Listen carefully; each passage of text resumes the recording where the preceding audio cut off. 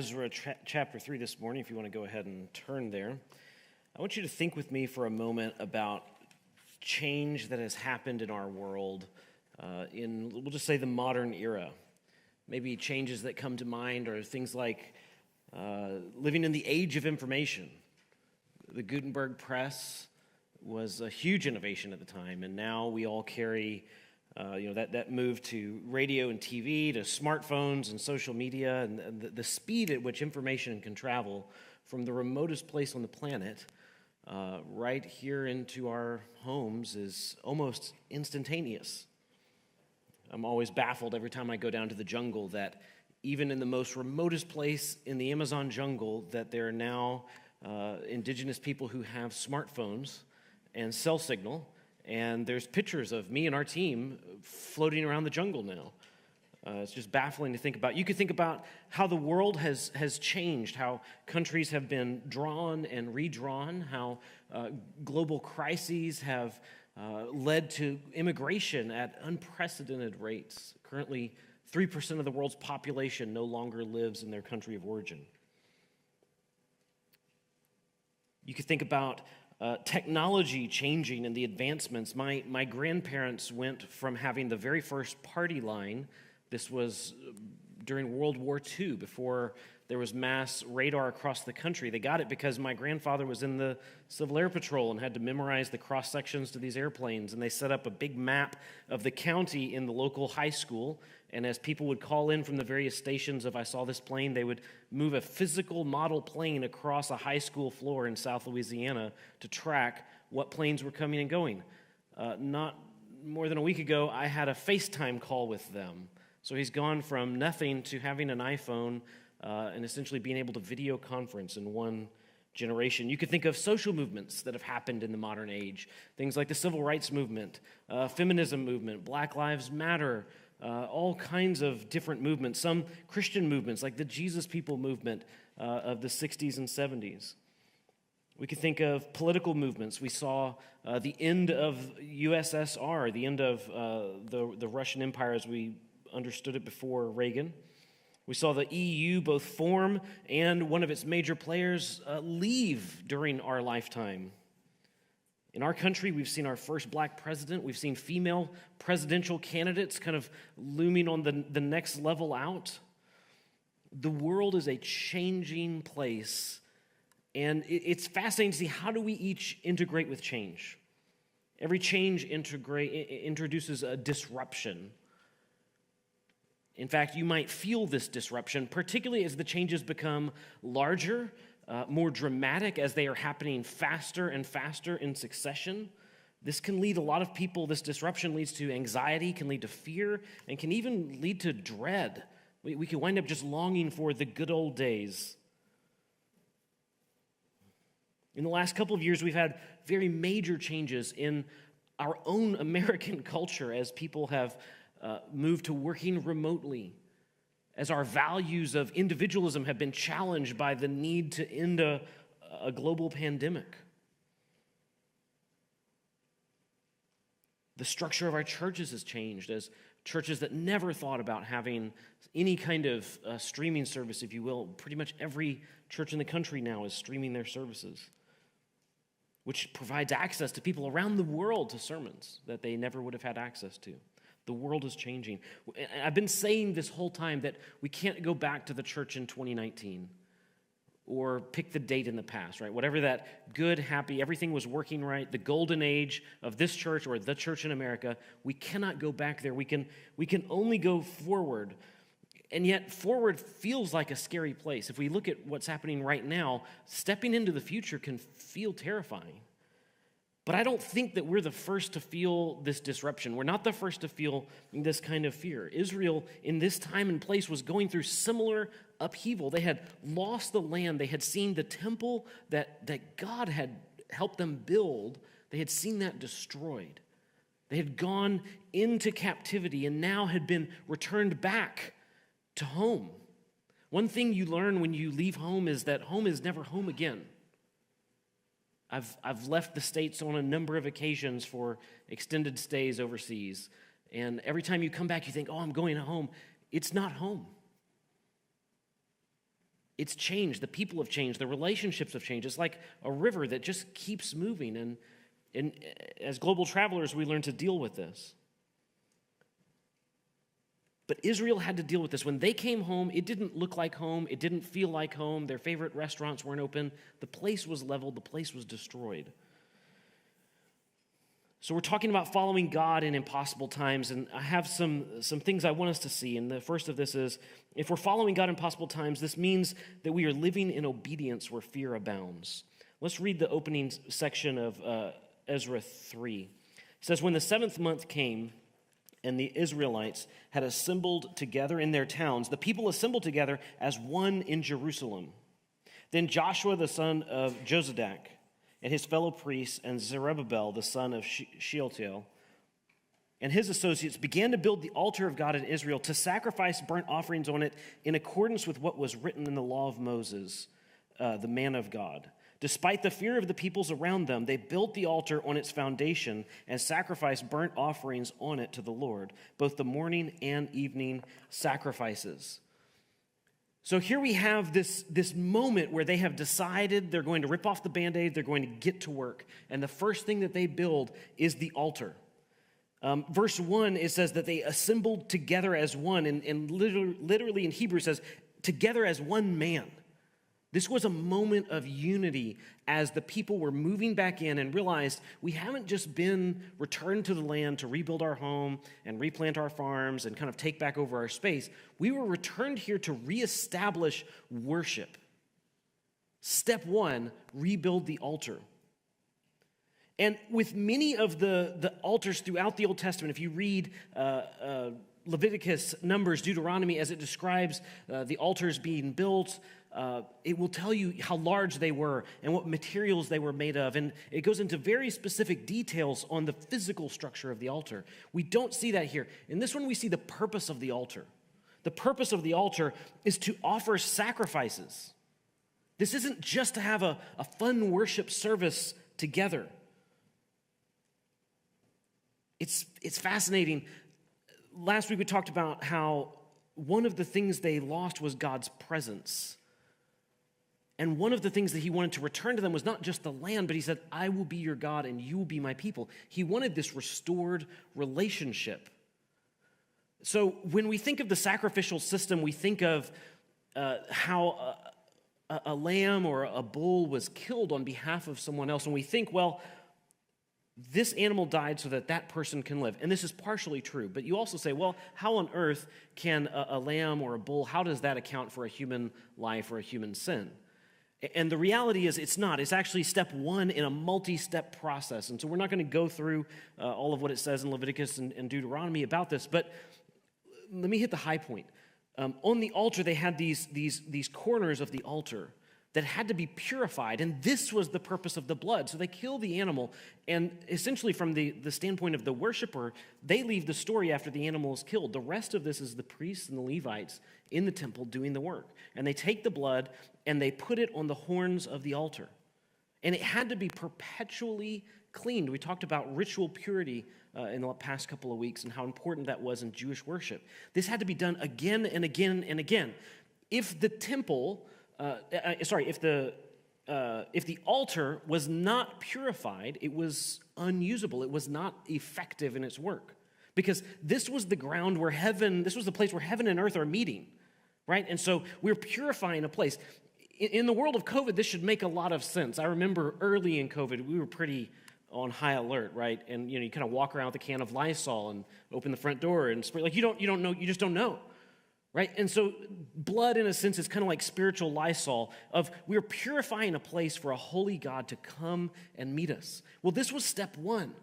And so they had sacrifices that happened in the morning, sacrifices that happened in the evening. They had this whole system laid out. They had sacrifices that happened on a monthly basis and on an annual basis, the Day of Atonement. And the further and further and further in, they continually had to purify the space that God was going to fill. Well, what do you do when you don't have this? When the altar has been desecrated, when the temple has been desecrated, when there's no place that's consecrated, purified, set aside for God to come down and fellowship with them. There's no basis for relationship in this context. And so as they have this altar back, they are now able to perform this again. In fact, in verse 2, it says they did it in accordance with what was written in the law. So they're not just worshiping in their own way. This feels like a no-brainer. You say, well, duh, how else would you worship in the temple? Well, how else did they worship in the temple? They brought in statues and Asherah poles and all kind of other things and brought them into the temple. Furthermore, not only did they bring in pagan worship into the temple, they themselves went out into these pagan sites and performed worship. So it is not, in fact, a given that what would happen in the temple would be in accordance with the word of God. In fact, a number of times, read through Kings, read through Chronicles, it says they did not act in accordance with God. They walked in the deeds of their fathers. They did all of the evil that they did. And so prior to the exile, their worship was mixed. It was paganism and Judaism mixed, both inside the house of God and outside the house of God. Now they've come back and they have the altar. They have nothing else. The foundations of the temple haven't been laid. The wall hasn't been built. They have nothing else but the temple and now the presence of God. Sorry, I keep saying the temple. The altar and the presence of God. So they were acting in accordance with what is written in God's law for the first time in a long time. It seems like they have learned their lesson from the exile. In verse 3, he uses an interesting word. The first opening phrase says, despite the fear of the peoples around them, they built the altar on its foundation and sacrificed burnt offerings. See, there's an awareness of we're back in the land, but we're also kind of a stateless people. We don't have authority, we don't have control, we don't have the ability to protect ourselves yet. And yet, they were moving ahead and worshiping God. Verse 3 again clarifies that this was happening both morning and evening. Essentially, the morning and evening sacrifices, these were prescribed in Exodus and in Numbers. And I would say symbolically, it dedicates the whole day to God. If you start your day by purifying the altar so that as you bring your confession to Him, there is space for God to meet us. And as you close the day, the same thing is happening. You're dedicating the entire day to God. So following God in impossible times means living in obedience where fear abounds. We have to move forward and act in what we already know God wants us to do. Even if the rest of it hasn't been revealed, even if the rest of it doesn't make sense, even if we can't see the outcome, we have to follow Him with what we know. Next, following God in impossible times means putting first things first. Following on in verse 4 to 6, he says, then in accordance with what is written, they celebrated the Feast of Tabernacles with the required number of burnt offerings prescribed for each day. After that, they presented the regular burnt offerings, the new moon sacrifices, and the sacrifices for all appointed sacred festivals of the Lord, as well as those brought as freewill offerings to the Lord. On the first day of the 7th month, they began to offer burnt offerings to the Lord, though the foundation of the Lord's temple had not yet been laid. They were putting first things first. The temple hadn't been built, even the foundation had not been laid. And yet here they are getting right back into the worship that they were supposed to have been doing all along. They didn't need the temple in order to be able to serve God. They did need a restored relationship, and that is what we see. There's no coincidence that the very first thing that it says they celebrate is the Feast of Tabernacles. After the Jews were done wandering in the wilderness, God established a festival for them called the Feast of Booths or the Feast of Tabernacles. And basically, they would take about a week of time and they would build the equivalent of a tent, kind of a little lean-to lodge thing, an arbor, if you will. They would build this and they would live in it. And the point was, we remember the time that we were wandering.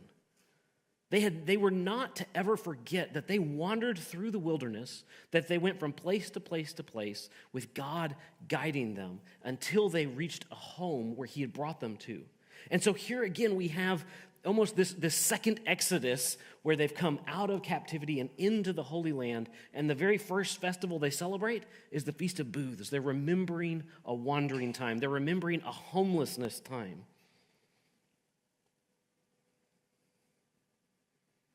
This is apropos. verse 5, he's going through the sacrificial system, the burnt offerings, the new moon sacrifices. The Jewish calendar is on a lunar calendar, and so when it says new moon, that might sound a little pagan to us, but the new moon really means just the next month of sacrifices. And so there was a monthly sacrifice that they would perform. And so they were doing these things essentially to reestablish the connection to God. They wanted that phrase of, I will be your God, to be true of them. They were looking for the fastest way to get from where they were to relationship with God. That final line in verse 6 where it says that they began offering burnt offerings to the Lord, though the foundation of the Lord's temple had not yet been laid.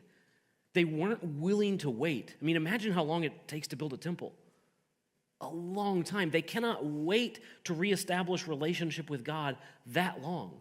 At their first available opportunity, they say, what is the minimum that we can do? What is the fastest trajectory between 2 points for us to reestablish worship with God? They were wanting to put first things first. Again, it's the most tempting thing would be to build the wall first, to protect themselves first, to establish their own homes first. But instead, they say, we're going to reestablish relationship with God first. Following God in impossible times means planning for the future by starting now. Planning for the future by starting now. Verse 7 to 9 says, Then they gave money to the masons and carpenters, and gave food and drink and olive oil to the people of Sidon and Tyre, so that they would bring cedar logs by the Sea of Lebanon to Joppa, as authorized by King Cyrus of Persia. In the 2nd month of the 2nd year, after the arrival at the house of God in Jerusalem, Zerubbabel, son of Shealtiel, Joshua, son of Jozadak, and the rest of the people, the priests and the Levites, and all who had returned from captivity to Jerusalem, began the work.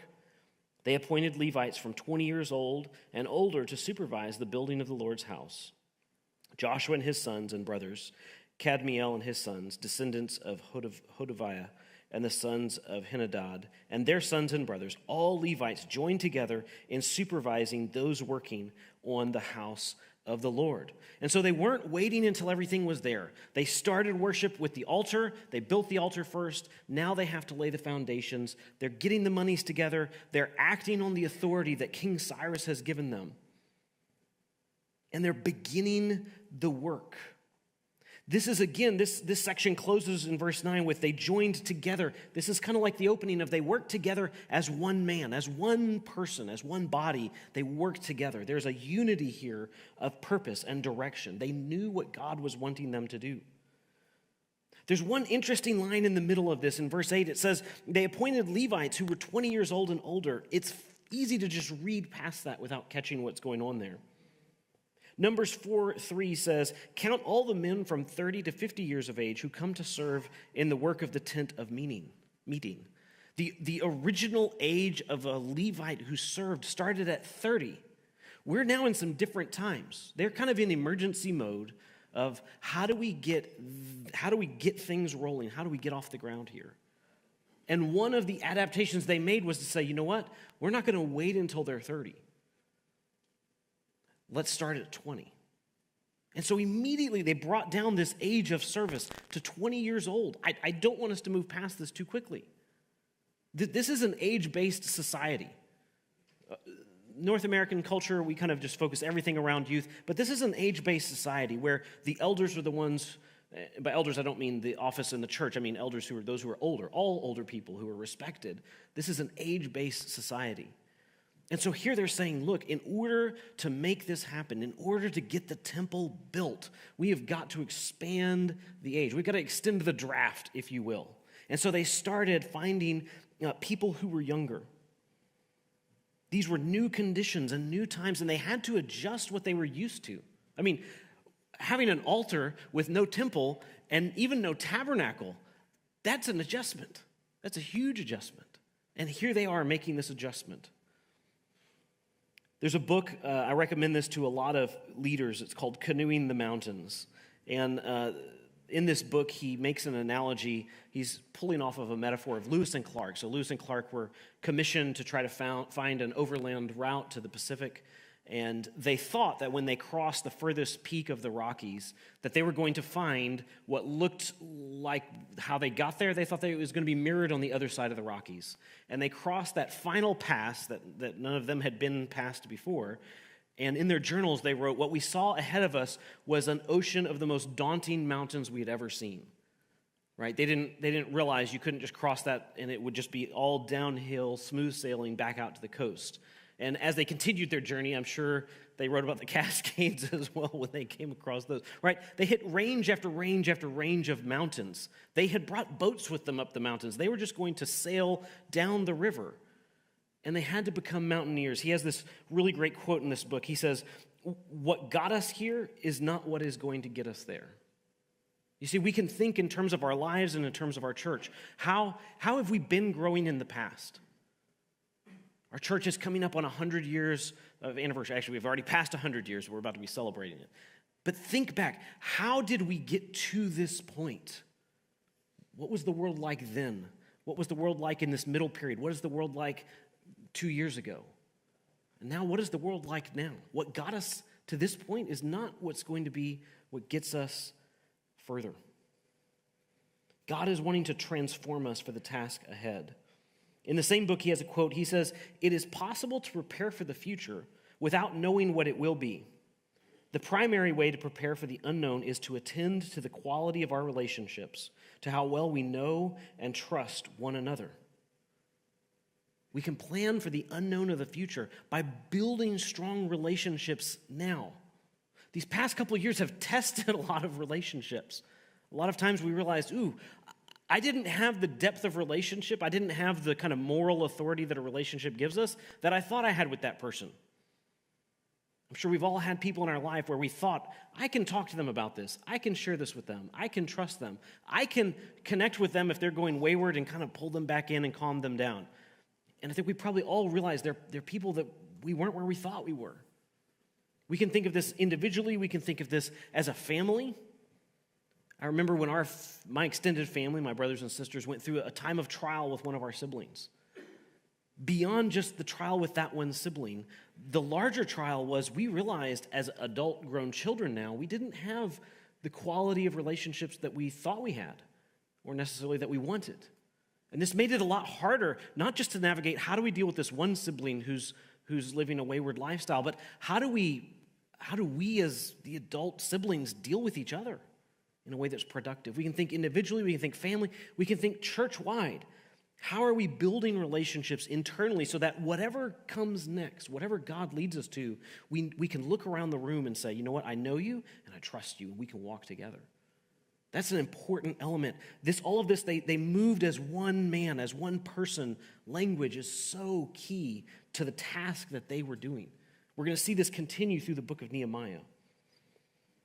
Following God in impossible times means responding from the heart. I read this text and I get excited, right? We're back in the land. We're building the temple. The sacrificial system is happening. Hooray. That's one response. That's not the only response. Let's read how this happened. In verse 10 to 13, it says, "Now when the builders laid the foundation of the temple of the Lord, the priests in their vestments with their trumpets and the Levites, the sons of Asaph with cymbals, took their places to praise the Lord as prescribed by David, king of Israel.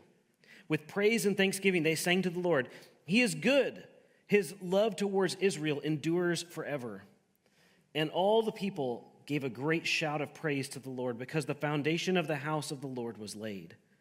But many of the older priests and Levites and family heads who had seen the former temple wept aloud when they saw the foundation of its temple being laid, while many others shouted for joy. No one could distinguish the sounds of the shouts of joy from the sounds of weeping because the people made so much noise and the sound was heard far away." We see a common name here that I referenced last week, which is the sons of Asaph. These were the men that David put in charge of music. They were Levites, and they performed lots of music inside the temple and in religious festivals and whatnot. But there's a particular one where they are given some notability, and that is when the ark had been taken. It was lost for some time, and then it was brought back to Israel. And as they are bringing it back into Israel, back from the Philistine lands where it had been, and they're returning it to Israel, as they're setting it down, Asaph and his group are making music to commemorate the event. And similarly, here we have true worship coming back to Israel after years of the idolatry and the paganism they had practiced, and after years of vacancy of living in Babylon.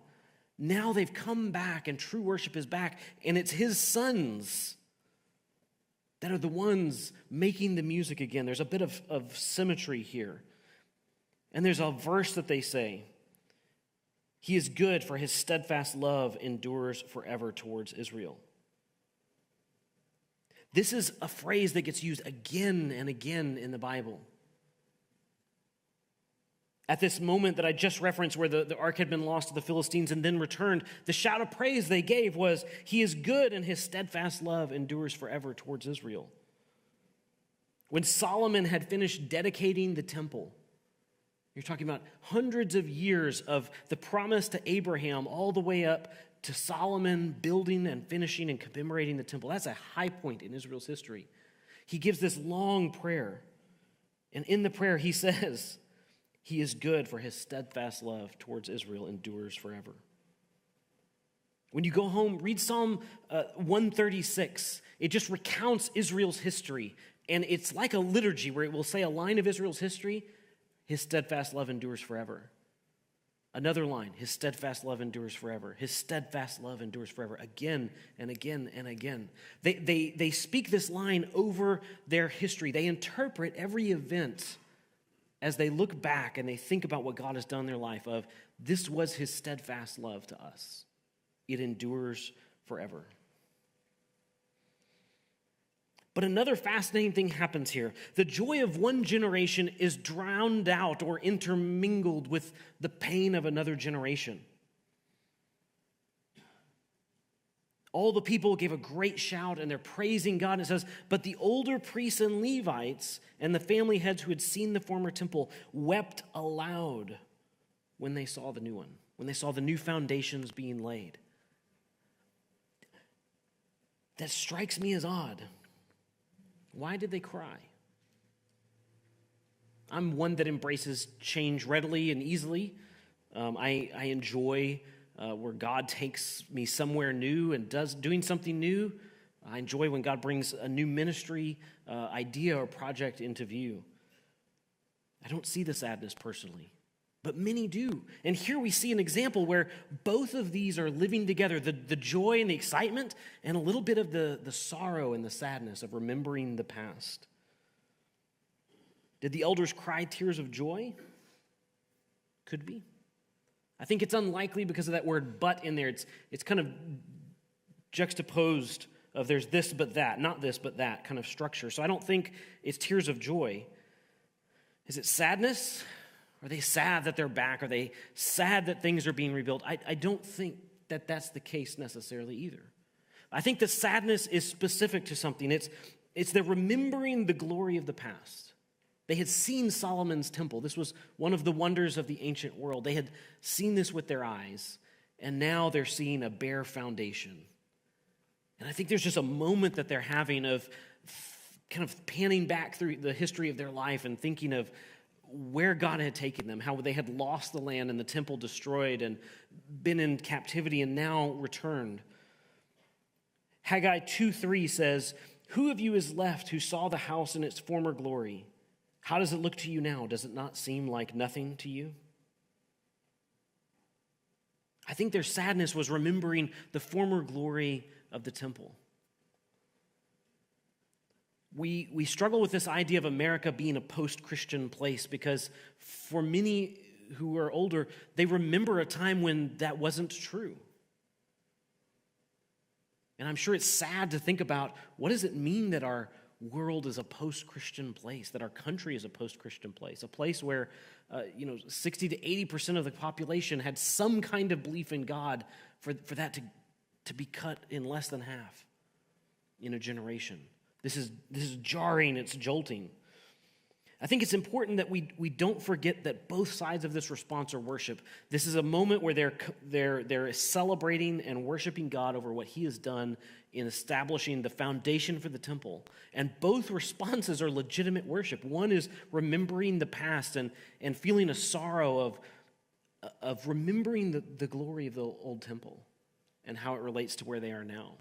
There's a solemn moment for them. There's others who are sitting there going, wow, we're back in the land. For many of them, it's not we're back in the land, it's we're in the land for the first time. We've heard about this place.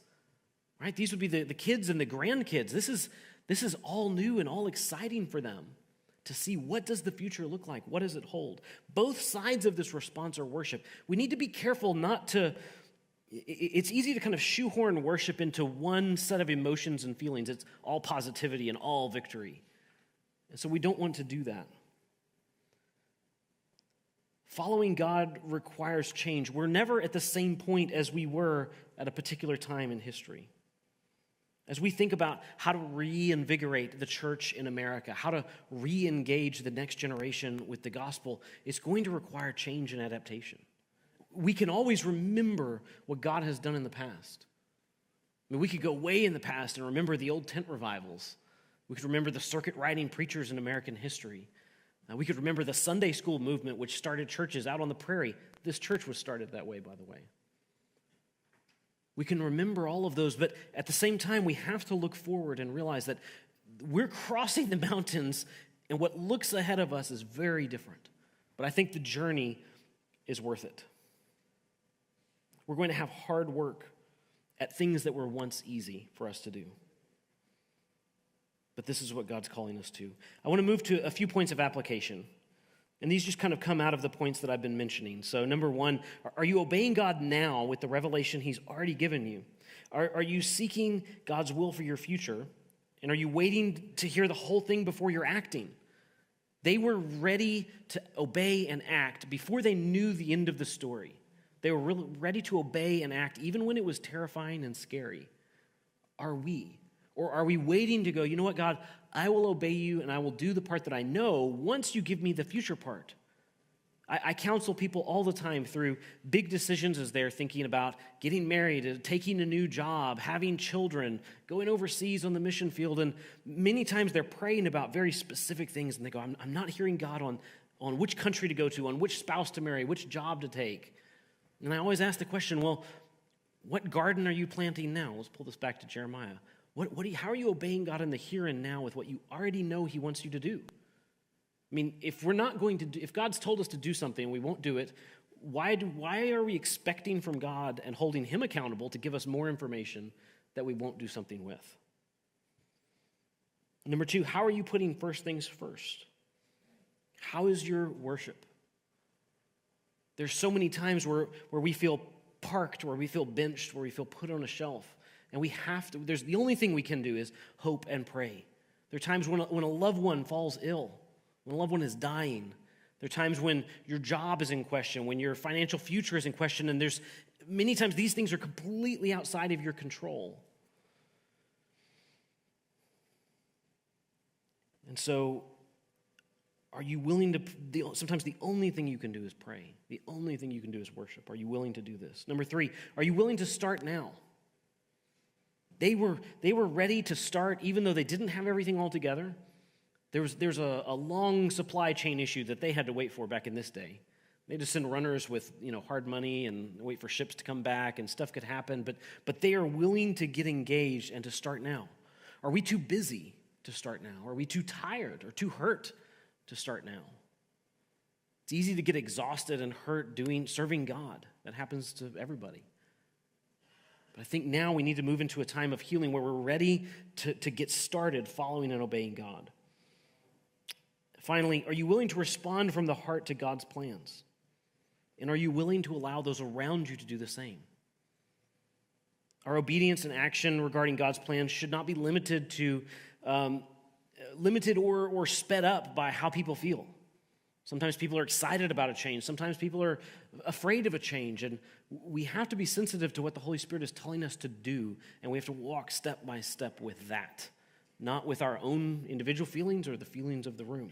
Are we willing to respond from our hearts and let God do this? In the introductory sermons to this series, I gave an offer to the church body.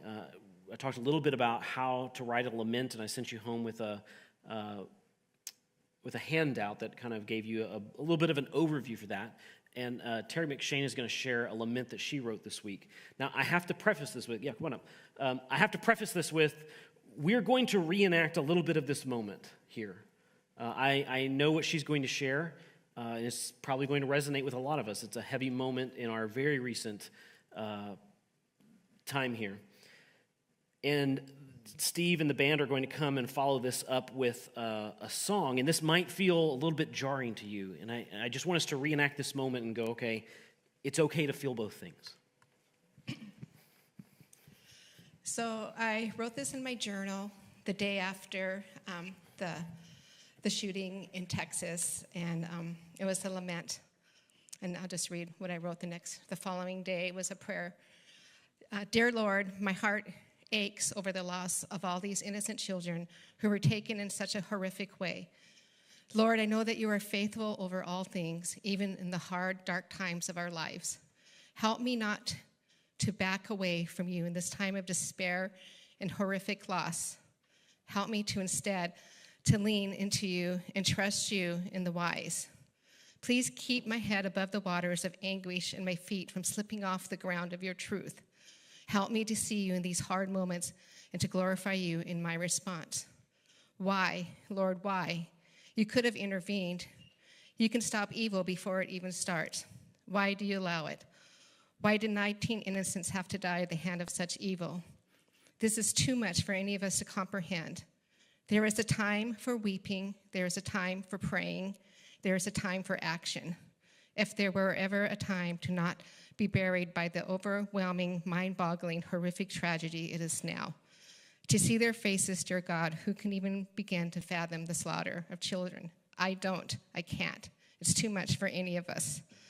So once again, we seek you and we cry out for help. We weep, we mourn, and we ask for your guidance to come alongside and engage in the suffering. Jesus has triumphed over evil, yet in a fallen world, evil seems to be having its way. The power of prayer cannot be underestimated, nor the power of the church on fire for the kingdom of God and the goodness he brings. So I would choose to focus on your goodness.